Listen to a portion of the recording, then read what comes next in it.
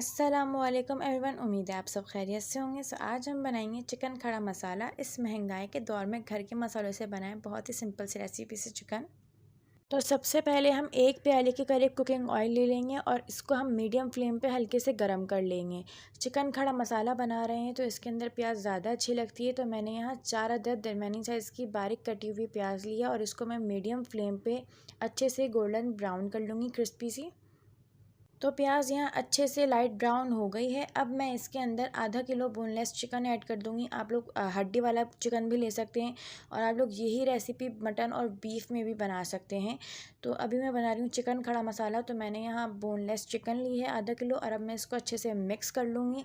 اس کو مکس کرنے کے بعد میں اس میں نمک ایڈ کر لوں گی حسب ذائقہ۔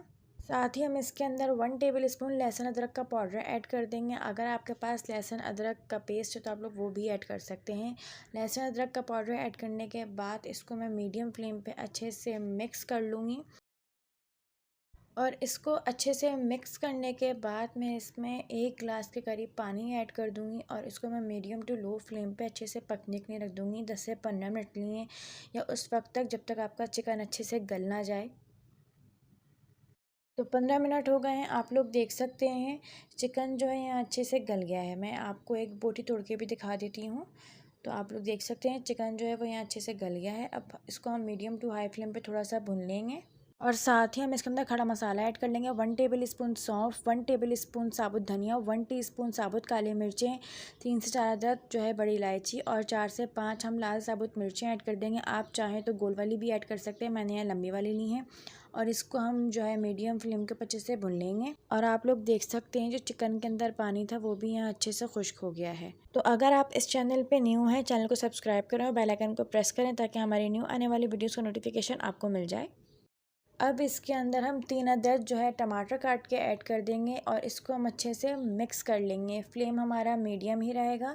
مکس کرنے کے بعد ان ٹماٹروں کو ہم گلنے کے لیے چھوڑ دیں گے تقریباً 10 منٹ کے لیے ڈھک کر کے۔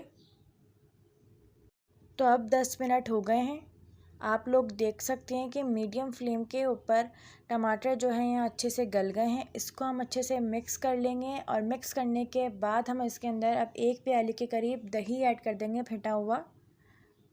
اب ہم اس کو اچھے سے مکس کر لیں گے، اور اس کو ہم میڈیم ٹو ہائی فلیم کے اوپر اس وقت تک بھون لیں گے جب تک اس کے اندر روغن نہ آ جائے۔